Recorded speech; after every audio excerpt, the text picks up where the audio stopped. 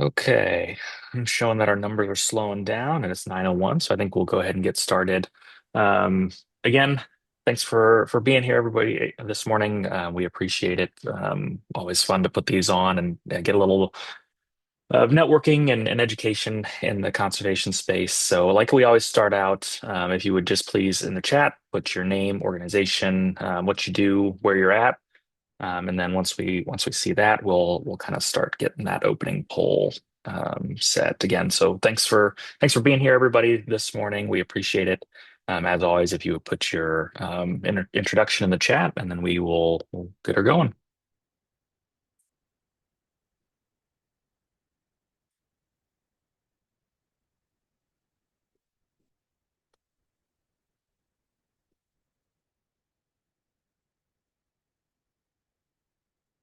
Okay, looks like those are coming through. Maddie, if you would go to the next slide, please. Okay, looks like most people are pretty familiar with termination methods. That's great. Yeah, so hopefully we can learn a little bit in what's turning out to be a kind of a weird year. A little dry some places, a little warm other places. So should be some good content. So again, thanks for being here, everybody, this morning. This is our monthly icon call. We take different conservation topics. We bring in an expert, whether it's in field, edge of field, policy work, and share that knowledge with you all as a way to grow together. So today, we are lucky to have David Kleinschmidt here, and I'll introduce him here in just a second. He's going to talk about cover crop termination. So obviously a really timely topic as things are definitely seem to be at least warming up this week. Maybe we're going to get a little correction next week, but looks like we're on the upward trend here. So we'll hear from David, and then we'll do like usual. We'll have a few minutes for just an open Q&A with the group. So as David is doing his presentation, feel free to put those questions in the chat or message one of us with your questions, and we'll get to those at the end. After that, we'll just spend a couple of minutes focusing on the news and events that's going around the network. So be thinking if you have any updates, we'll have a little space for that. And then after that, we'll talk about the next call really quick, and then we'll show you that CCA CEU code. So again, just a reminder, if you have that app, I know it's always a mad scramble to get that thing pulled up. So just be ready that we'll have that at the end here. Next slide, perfect. And so just wanted to thank again Compeer Financial. A lot of work goes into these calls, a lot of planning, a lot of coordination, and we appreciate their support for this. Really makes it much easier to get these going. Okay, and so with that, I will go ahead and introduce David and let him kick it off. So David's going to cover how to get the most out of your cover crops by choosing the right termination method at the right time. He'll break down techniques, timings, species-specific challenges, and seed-to-end ratios. You'll learn how to sidestep common pitfalls, manage nutrient tie-up, and choose termination strategies that set your cover crop up for success. David is the owner of Progressive Agronomy Consulting Services, LLC, based out of Vandalia, Illinois. In his consulting work, David emphasizes the integration of cover crops, soil function, and fertility management across a broad Midwest client base. And with that, I will kick it over to you, David. All right, thanks, Frank. Let me get this screen pulled up. Let me know when you can see that. Okay. Looks good. Okay, thanks, Frank. All right, so look like the from the poll the majority of everybody kind of is pretty familiar with terminating cover crops, so we don't need to go into, the elementary maybe steps so much, but that's something that every spring I start to get questions on, and honestly, I start to try to contact growers and right after the first of the year and start picking their brain on kind of what are we doing, how are we going to manage this, and their comfort level with cover crops, especially when working with farmers within watershed groups and stuff that maybe have never used a cover crop before, or they're very much of a conventional till farmer, and trying to set up success for them. They plant a cover crop and they just don't have a complete failure with it. I always tell guys, free seed is free on the aspects on the front side. You didn't have to pay any money for it, but on the back side, if it's not managed properly, it could cost you, $100 to $300 per acre loss in revenue there. So using the termination methods and understanding, how to terminate, when to terminate, can avoid some of those pitfalls. Um, okay, let's see. Okay, so some of the cover crop termination, yeah, got a little delay there. Sorry about that. Termination considerations, I think that we need to take into considerations to be the temperature. What's the temperature outside? What's the temperature been? Moisture levels. How much moisture have we received since we planted that cover crop? Looking at different termination methods, we're between spraying, roller crimping, tillage practices, grazing. Um, Differences between different species. Different species are going to break dormancy differently. They're going to require different management practices as well. Herbicide performance, plant back restrictions, spray water pH, timing relative to planting, and making sure that the cover crop complements the next cash crop in terms of carbon to nitrogen ratios. The A lot of questions I get a lot of times about termination and maybe failures of termination. I end up having to go back to look at what was the product that was used, what adjuvants were put in the tank with it, um, what was the temperature, what was the timing of day when things were applied, um, and especially the adjuvants and the mixing ratios or how we handled that really determine how effective our herbicide performances are.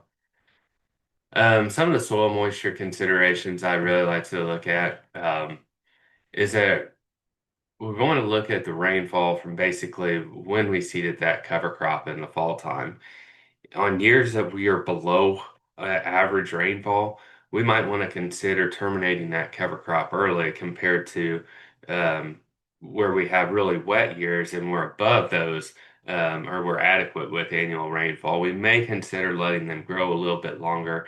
That cover crop being a living plant out there is going to help suck up moisture out of that profile. And I always caution guys, if you go out and terminate a cover crop and let's say it's 18 to 20 inches tall and we're still in the wet time frame or time period of the year, that cover crop is going to die and lay on the ground and shade out the ground, and it's going to inhibit the soil's ability to really dry out very well. And it's not going to allow the farmer to get in time to go in and plant his cash crop, and he's not going to be happy with it. Whereas, if he wants to go in, terminate it early, terminating it at, 6, 8, 10 inches or 6 to 8 inches tall.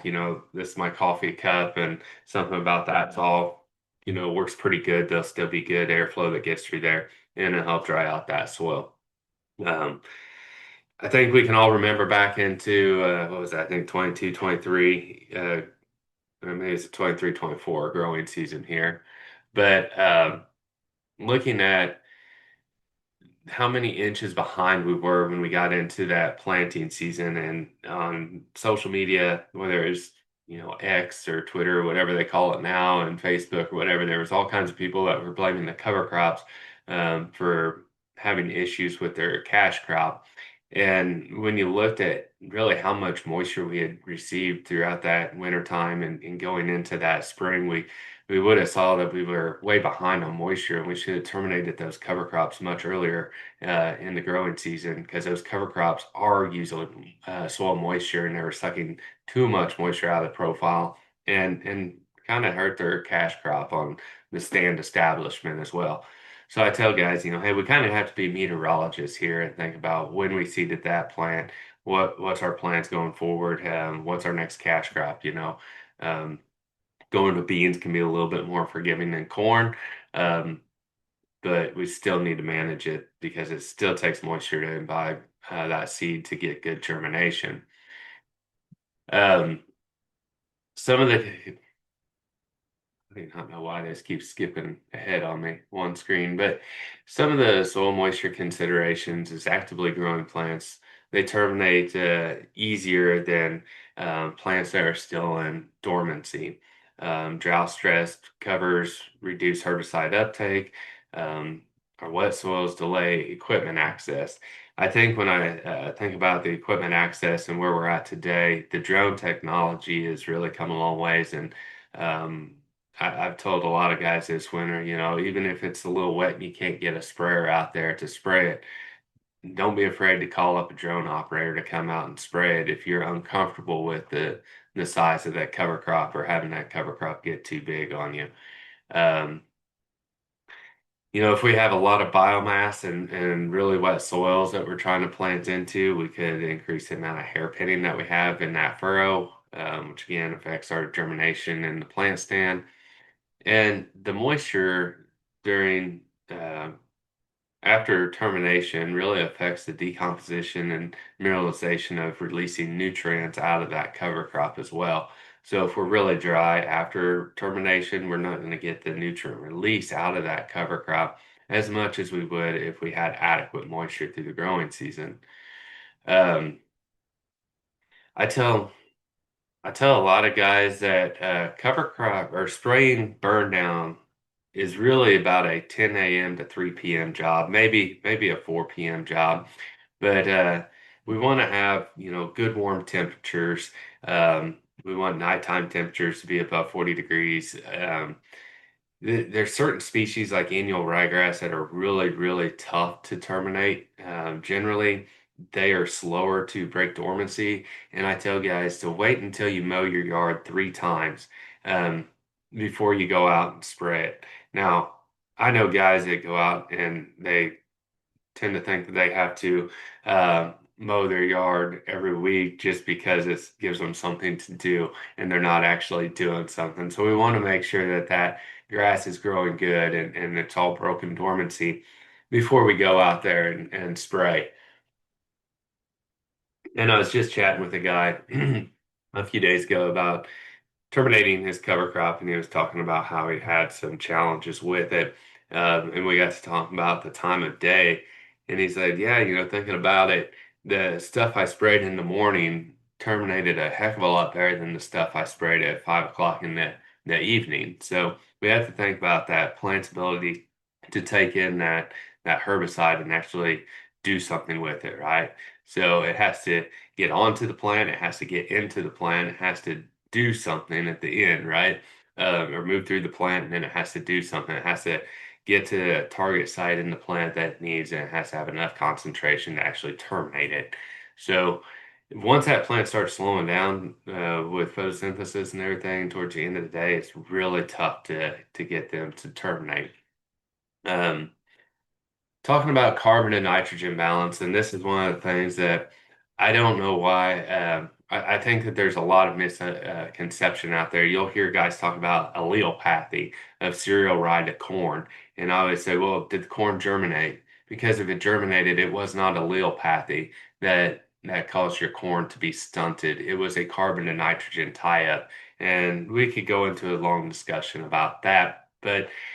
What we need to understand is plants that have a high carbon content generally tie up a lot of nitrogen, whereas plants that have a low carbon content, um, they release that nutrients really quickly. So corn is a high carbon crop, cereal rye, barley, wheat, those are all high carbon crops. Um, Soybeans is a low carbon crop. Same with a lot of the clovers and Nebraskas. They're all low carbon crops, so they release those nutrients out really quickly. In here, I've showed that one of the things I've started to look at was our annual rainfall and getting these plant residues to decompose throughout that growing season. I don't want my residue to have a birthday. I want it to be cycling through into building the soil microbial communities in there and not just being a 3 foot log that we just threw on a little fire with kindling that snuffs it out. So before soybeans, I really like that I want my carbon to nitrogen ratio to not really exceed my annual rainfall. So, if your annual rainfall, and this works pretty good in the Midwest, if you get out into the western states where you have, 18 inches of rainfall all year long and 2 inches during the growing season. Things might change a little bit for those folks, but for here in the Midwest, with our adequate moisture that we receive, I look at a carbon to nitrogen ratio before a soybean. I want it to not exceed my annual rainfall. So here being a, you know, 35 to maybe 40-inch rainfall environment, that's probably a good starting point ahead of soybeans. We're not going to have residue that hangs around for a very long time. Um, the next year or two, it's going to decompose and be gone. So it mineralizes out those nutrients out of that residue, and it's a little easier to manage with it as well. Ahead of corn, I started to analyze it.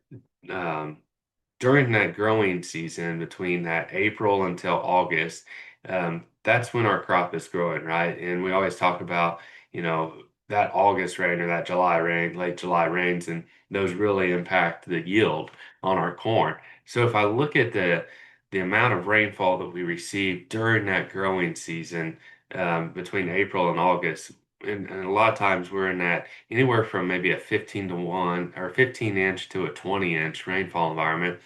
If I can match my carbon to nitrogen ratios before corn in that 15 to 1 to 20 to 1 in the Midwest here, it seems very well a good probability that I will not tie up nutrients for that corn crop. The mineralization of those nutrients out of that residue will break down really quickly and it'll feed it to that corn crop. Yes, I might be left with some bare soil by the end of the year, but I'm being more efficient with my nutrients. When we start looking at, the fertilizer prices today and everything, I think we have to understand how can we create some efficiencies with our cover crops and not just be another cost out there. So definitely focus a lot in on that. So looking at these carbon and nitrogen ratios here, obviously that rice straw up at the top, is represented to that turtle next to it. That is a very high C to N ratio. It is really slow to break down. Or on the back side of it, you go all the way down to it towards that rabbit down there, and you look at hairy vetch at an 11 to 1.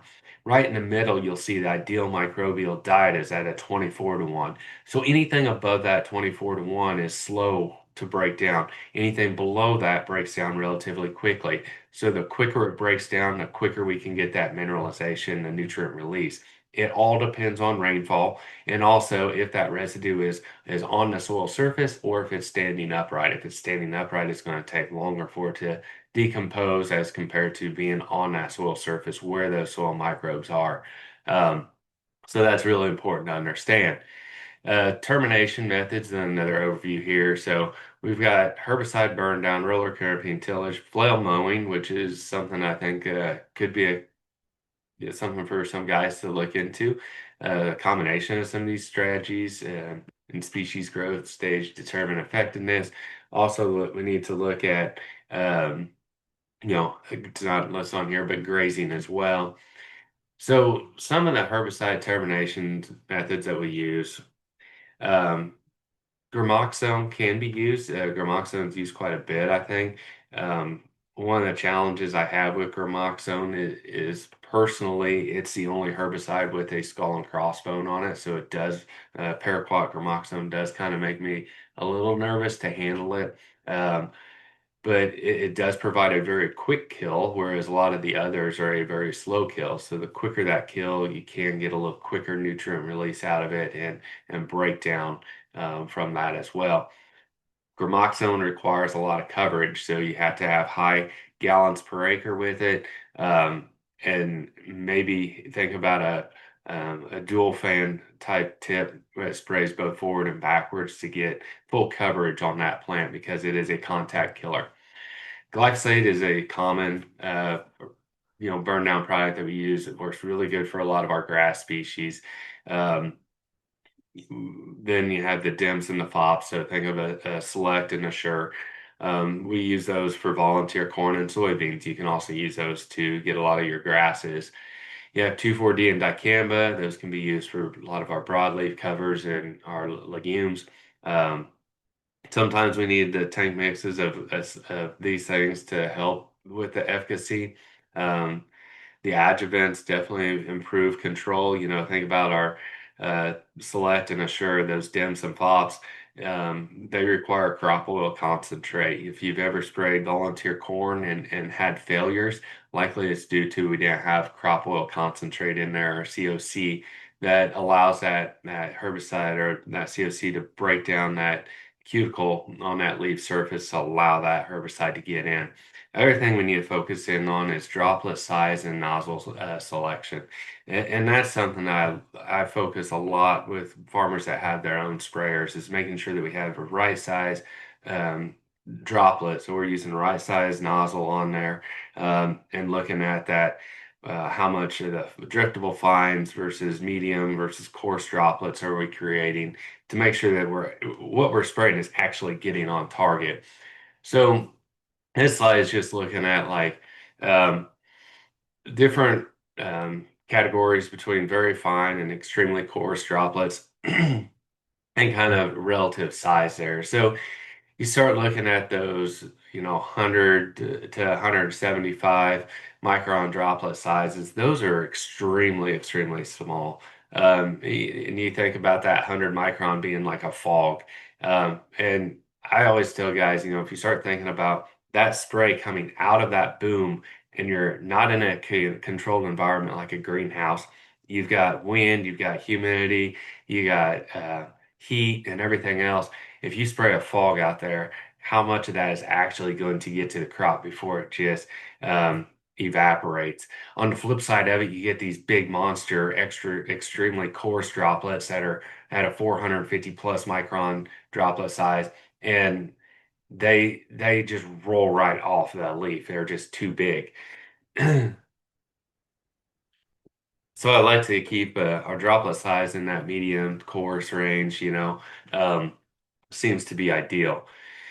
So, looking at some considerations when you're thinking about evaporation in various droplet sizes. So, that 20 micron, that fog, if we look at the evaporation, zero point 0.3 seconds, that's how long that would take to evaporate, right? So that's a not a long time. You jump up to maybe 100 micron droplet size, and it only takes 7 seconds to evaporate. So if we throw wind into this equation and we've got, a 4 or 5 mile an hour wind out there, that 100 micron droplet is completely probably drifting off target. And within 7 seconds, it's not even hitting the plant and doing anything.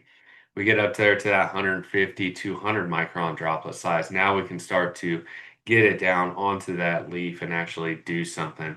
There's a lot of drift retardant and drift products out there on the marketplace that can help with that. Some of them are polymer based and they actually kind of think of it like a Elmer's glue. They stick those droplet sizes and make them really big and gummy, which can affect the spray pattern out of our nozzle. If we're trying to get a 110-degree spray, now all of a sudden we're getting maybe an 80 because we can't get that pattern out there. The droplets are just too stuck together.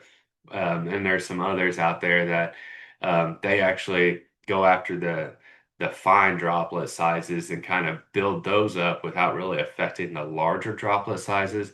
And so if we think about a bell curve, it just kind of makes that bell curve really steep and tight together. So you have more of those droplets in the range that you're wanting them at. Um, Another thing to think about, pH is something on our water. I know there's a lot of guys that we talk about water pH and treating our water, and immediately we say, well, AMS is just, it's not really fun to deal with dumping 50-pound bags all the time. But ideally, we want to keep our water pH, 4.5 to 6.5. But ideally, most of these herbicides like a 4 to 5 pH range. And so we want to keep our herbicide or that water treated to maintain that low pH.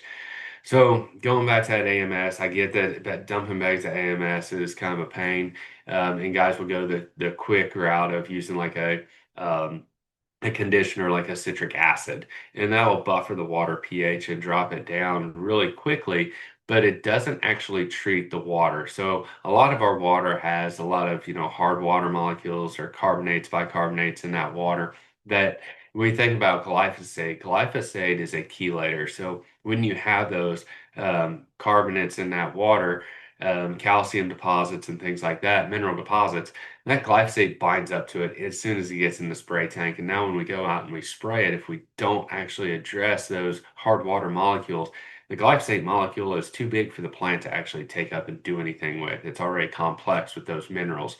So I recommend using ammonium sulfate. I do not think there is a replacement for ammonium sulfate, in my opinion, um, out there. And we ought to take our water and get a sample and understand where our pH is, how much ammonium sulfate we actually need. There's digital pH meters you can buy online. Absolutely have one of those with you to measure your pH.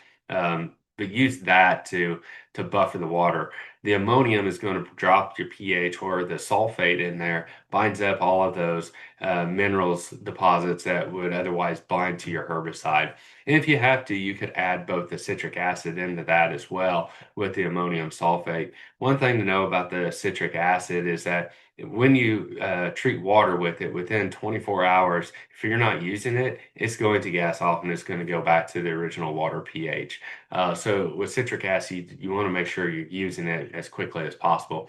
And just looking at here's the efficacy of this chart's just looking at the different pH ranges and the half-life of that herbicide, fungicide, or insecticide. So if you're at a pH of 9, on a herbicide, you have about 10 minutes, where on a pH of 5, you're at 16 days. Break it down to looking at the fungicides. A lot of guys don't modify the water for a fungicide, but a pH of 9 or a 7 would be 2 minutes to 3 hours, and we get it down to a 5, we have 10 hours. So now we have the ability to actually get it in the plant and do something again.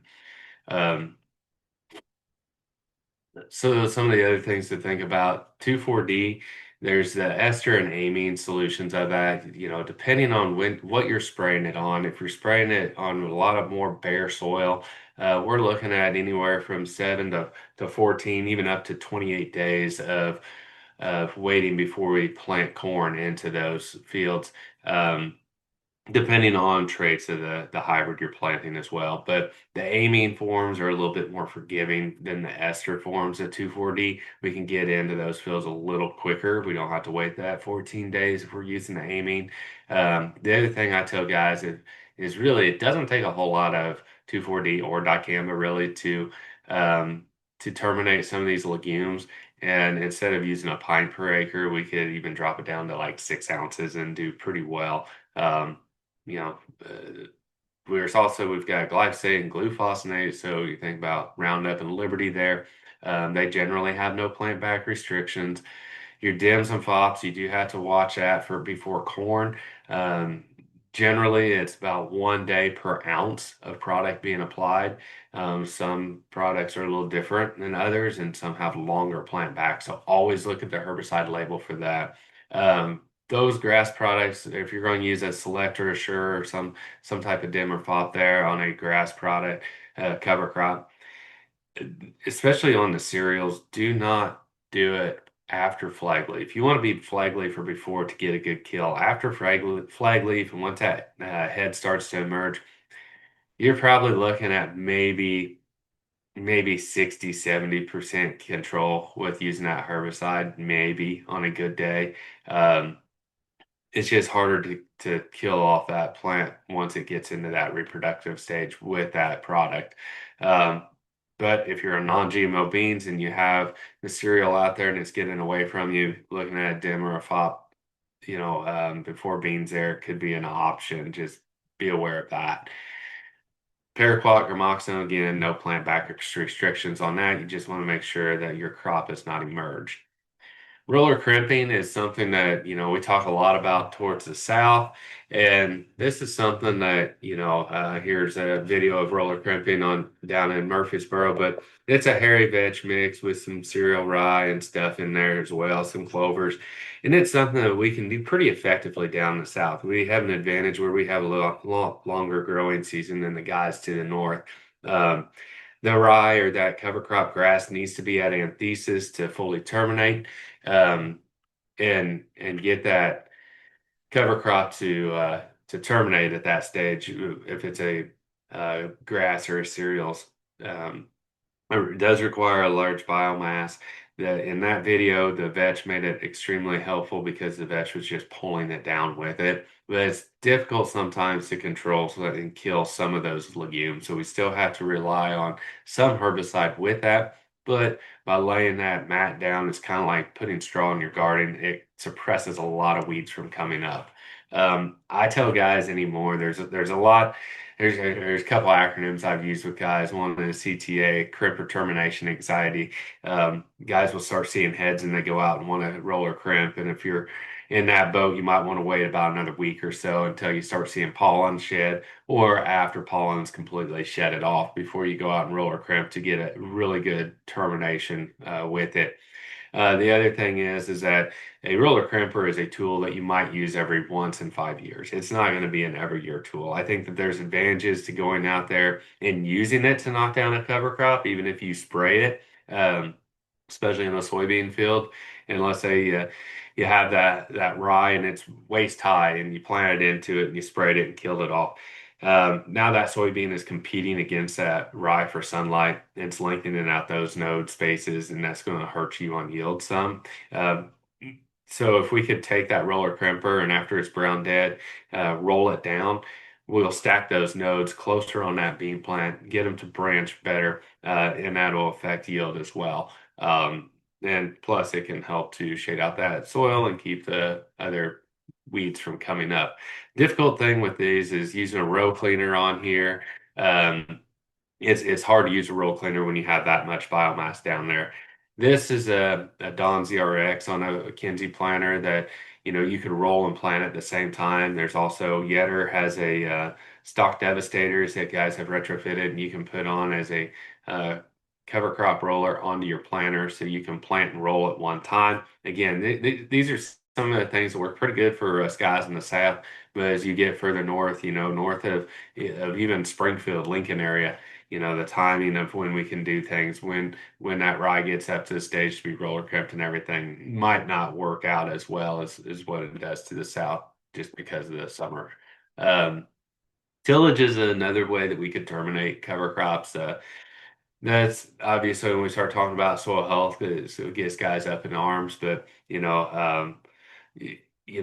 there's a lot of guys that if I think if we could talk to them about using cover crops and tillage, we'll get more guys on board of using a cover crop as long as we can understand what tillage practices we use in the springtime to ensure that we're just not destroying all of the aggregates there and we're kind of keeping it in place.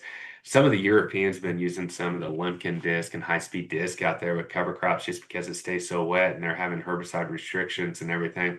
So they're using some of the tillage to use it with a cover crop. And I'll admit, it looks pretty darn good. I've talked to some organic guys that are doing something very similar and able to get through their fields, get it quicker to mineralize out. And it's just a tool in their toolbox. And then they're able to go back in and row crop cultivate throughout the growing season to keep weeds out. So that might be something that we consider as well. Problem with that is not every tillage tool is created the same. Not every cover crop is created the same in the above ground and below ground biomass. And tillage can cause a lot of root ball masses if it's not managed properly as well. Flail mowing is something that I think is kind of interesting to me. So using a flail mower or something like what's in this picture to go into a cover crop.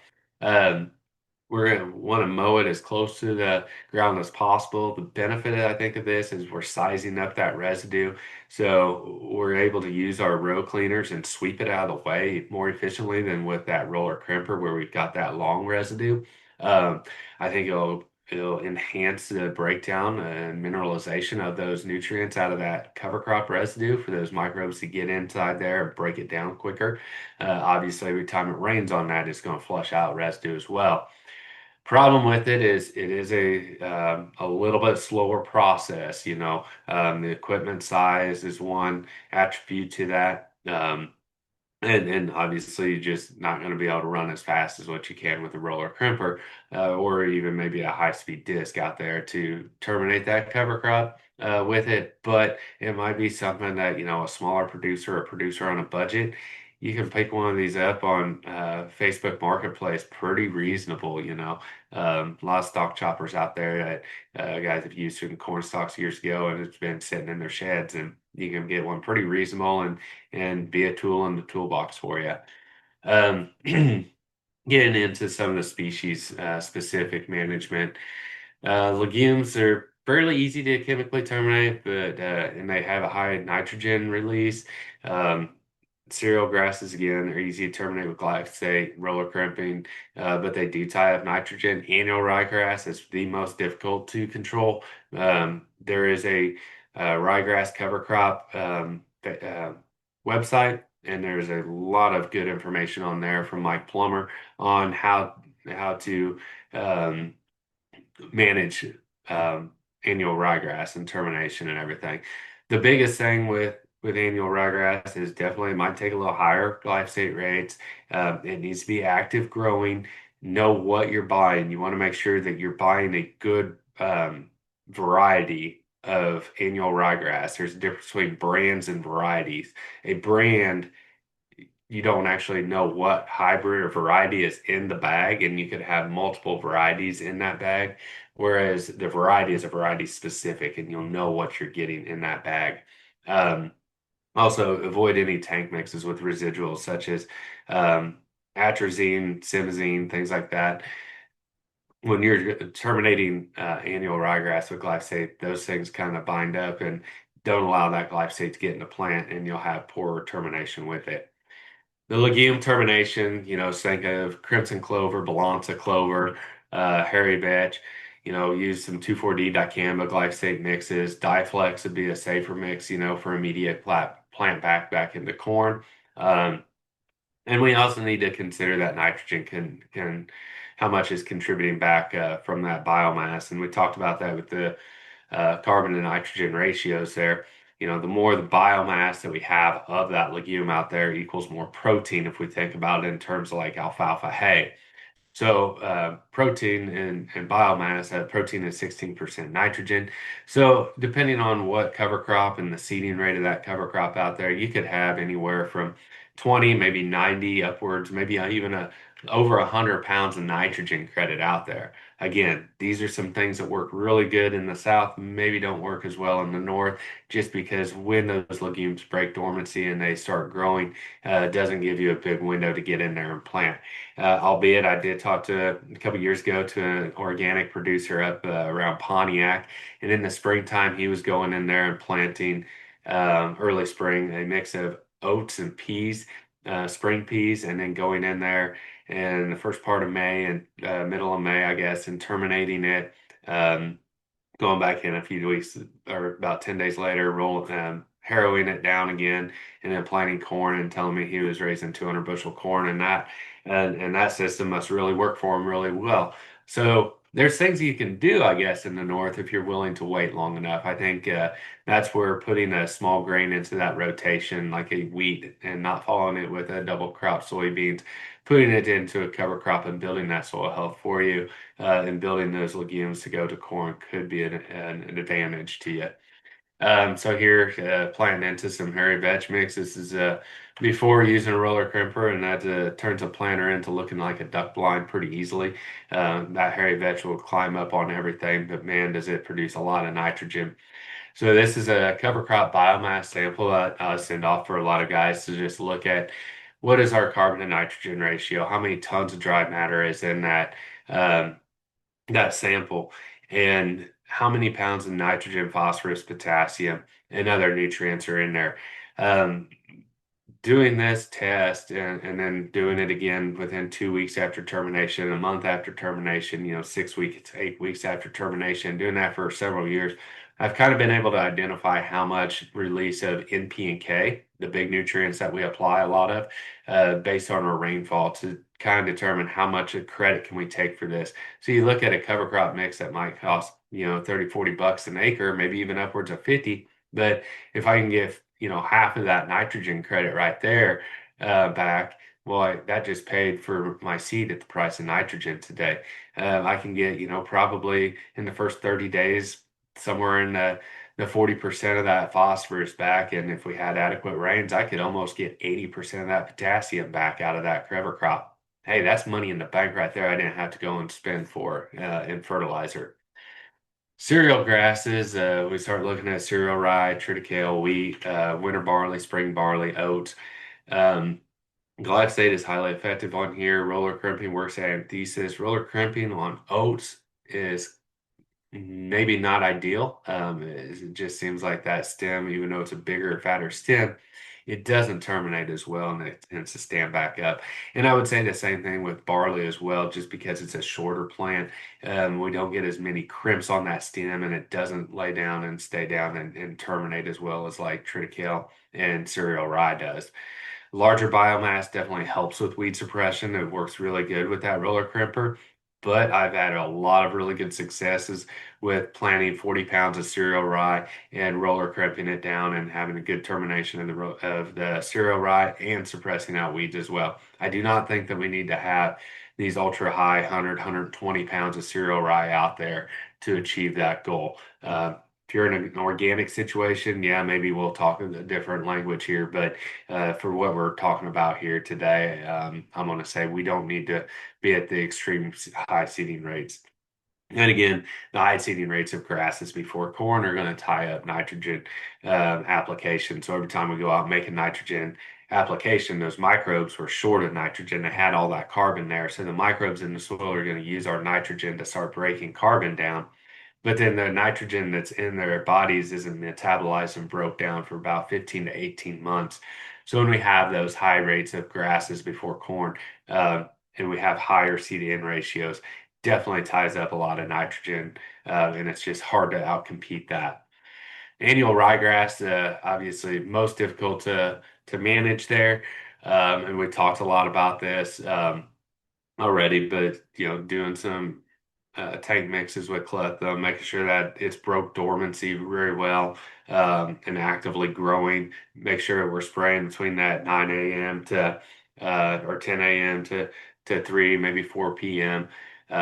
Use AMS. I usually recommend anywhere from 2.5 pounds per acre upwards of 5 pounds per acre instead of per 100 gallon.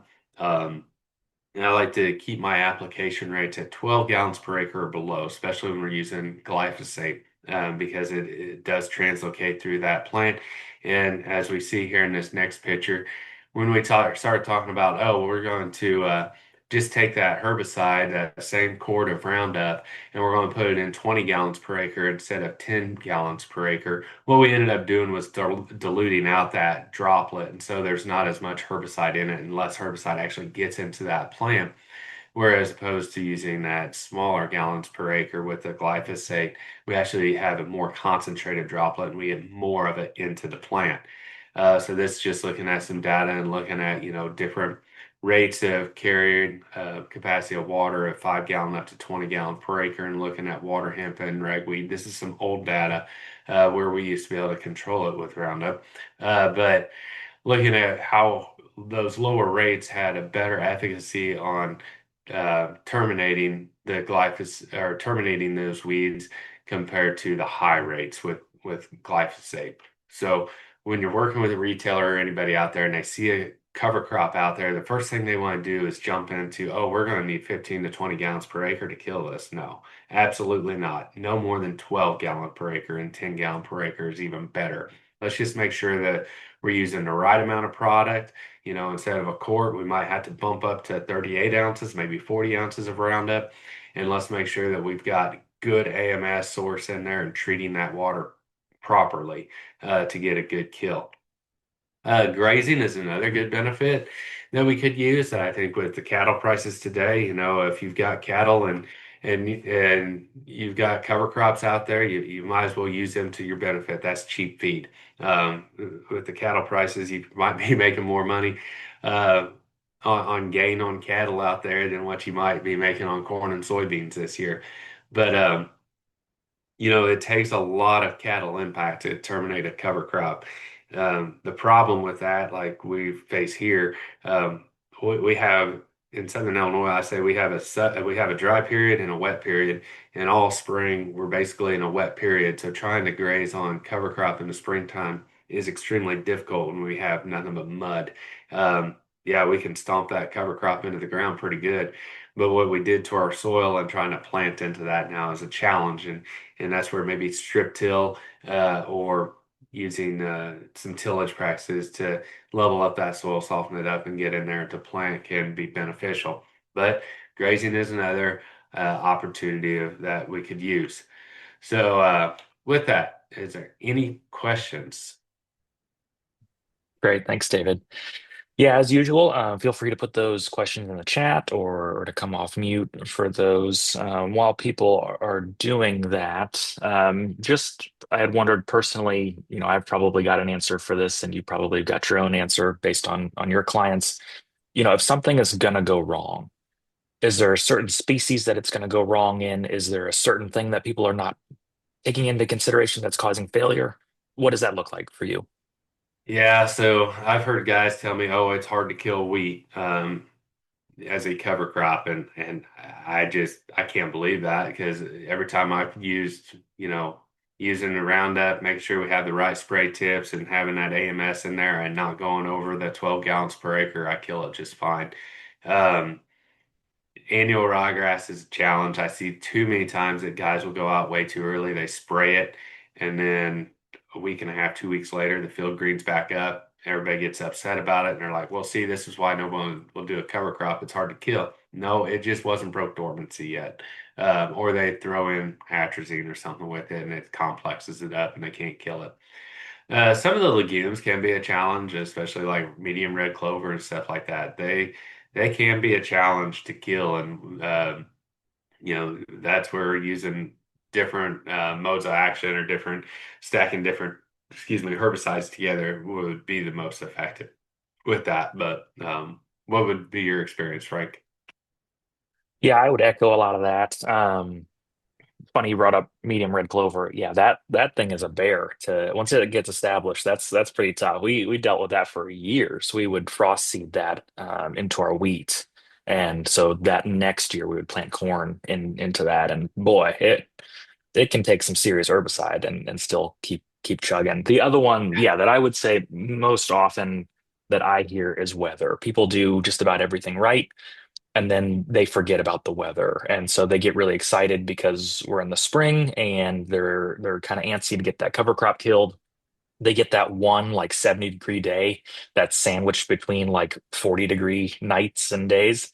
And they're out spraying on that big day and there just wasn't enough activity in that day to make it happen. So usually what I'm telling people is good temperatures, especially those nighttime temperatures above 50 for the, couple days at least before and a couple days after your termination window, just to make sure that plant is fully woken up. Because yeah, that'll kill you every time. You can do everything right except weather. Yeah, I kind of laugh about that a little bit, Frank, because I was looking at the weather this morning, and yesterday was almost 80 here, and it's kind of has a slow trend downward. And next week, Monday and Tuesday, I think the highs are in the 20s and 30s, and then it goes back up to the 60s, and then by that next week, it starts to fall back down again. Like we're kind of in a roller coaster right now, and weather being rain is one thing that we got to monitor, but the temperature is absolutely critical that we watch and make sure we're gonna have I mean, good days to go out and spray and don't hurt ourselves. Yeah, for sure. I agree. We get into these springs and sometimes I just sit back on some of these days and I just know that there's a lot of cover crops not being killed today. Like this is the call we're going to get in 2 weeks, right? It is this Yeah. day. And so Yeah. that's always fun. I wonder another thing, so at least where I'm at, and actually a good chunk of central Illinois is in still a pretty significant drought. Um and so, it's going to be hard to tell. We're going to have this is the adaptive management part of cover crops where if that continues to be a pattern, definitely going to want to get that cover crop killed, like you said, because we don't have a whole lot of reserve moisture there. But we can also really quickly get into a position where we're catching up on that moisture really fast. And Yeah. and so depending on what the weather does, what is your rule of thumb for cereal rye termination versus planting green? Like, when do you tell people, hey, it's time to terminate, or hey, it's above this height, it's above this, or after this date, you need to plant green because you're going to run into issues. What's your guidance on that? Well, planting green into cereal rye, and it seems like the last couple of years we're really focused on those April beans. And so if we start getting into that 1st of April, it's crazy here. We're like middle of March or coming into the middle of March here, but thinking about the 1st of April, looking out at a 2-week forecast and looking at how much rain is in the forecast kind of thing. Because if we're going to plant at that time, um, if there's not a lot of rain in the forecast, we probably want to consider getting out there and terminating it.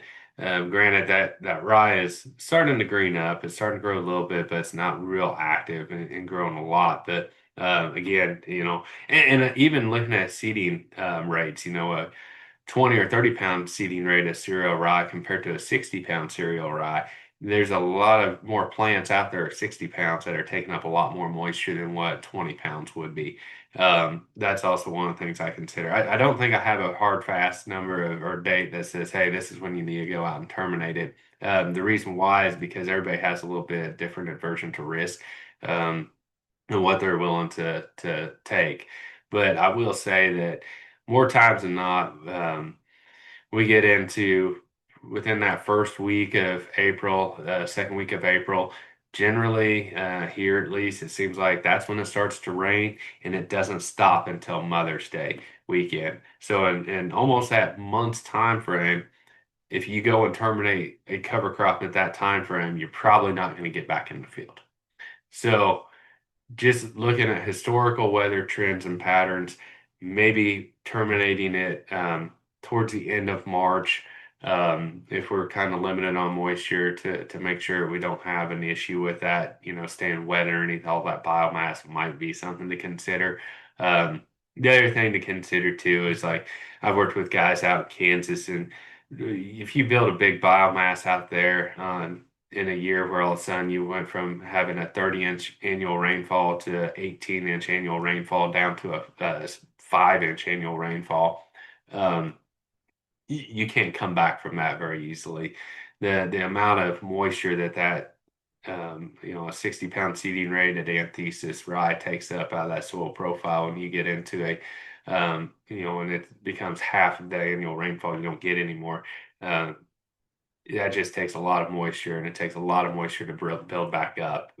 So I tell those guys, really, they really have to watch how they manage it in the spring to make sure it doesn't take up too much moisture for the next subsequent years. Yeah, that's an interesting case that, at least in central Illinois, we don't really think about too much as future year moisture. But one thing that did stick with me that you had said earlier in the presentation is basically you don't want that residue to have a birthday. And we've had a lot of years where we've had big cereal rye cover crops, and then there's still quite a bit left when we plant corn into it the following year. And boy, that'll kill you if you don't manage it properly. And I Yeah. didn't several years in a row. So that definitely is big for me. I think in case we do get those conditions where folks need to plant green, like it is getting a little too tall and they are worried about it falling over. Just I guess the quick primer on that is usually what I tell folks is, if that cover crop gets around, call it shin height, it's probably time to think about planting green instead, because I've seen a lot of cases where people they go into that, they say, hey, it's been relatively dry, I'm safe, they terminate. If you want a rain to come in the forecast unexpectedly, definitely kill a cover crop that's too big, because you'll get a rain every other time. And Yeah. yeah, you'll be planting in August if you're lucky into some of the conditions like that. I've heard people taking discs out into, freshly dead cereal rye to try and kind of and open up the ground. It's tough. So make sure if we do get into a late planting situation, that you know what your cutoff is for planting green versus terminating early. Um, There were gosh, some was guys that? down here that were burning it off. Was it last year or the year before with match? I mean, it was brown dead, but it was so wet underneath there that they ended up just taking a match to it and lighting it on fire Yeah. just to get Oof. in there. Yeah, that's never a good thing. Well, cool. Again, your contact information is there throughout the ICON network and the ISAP network. A lot of good resources for if this turns into a challenging termination year. Always feel free to reach out to folks and we can walk you through, maybe how to navigate that and some of the common pitfalls. So, again, thank you, David. We appreciate you sharing your knowledge and expertise here today. Yeah, we really appreciate your time. Just as we wrap up here in the last couple of minutes, just wanted to note, as always, that ISAP is active on social media. If there's one missing from that list that you think that would benefit us to be on, something that people are active in the sustainability world, I know there's a lot of social networks. Please let us know. Might be something that we can join and work towards having a presence on. So be sure to check us out there. And again, we do have a newsletter that comes out every month that we're always looking for contributions to. And additionally, these and other resources are posted on YouTube. So if you missed something, want to review, please do go check things out there. Um, I won't get into a whole lot of detail about what's going on. I would encourage you to check on ISAP's website. We've got an events page where we list a lot of these things. We've also got things like jobs pages where you can see conservation jobs around the state and beyond. But you can see here just an example. This is kind of event season before we roll into planting, but we've got a mix of edge of field, in-field management, policy, even things that look a little bit more like estate planning or future plans, all going on in the coming weeks. So please do check some of those out. And I just wanted to give 1 minute here, just a couple of seconds in case anybody in the network had an event that they wanted to pitch. Just wanted to give some space for that real quick for a few seconds. So feel free to come off mute if you've got something that you want to advertise to the group.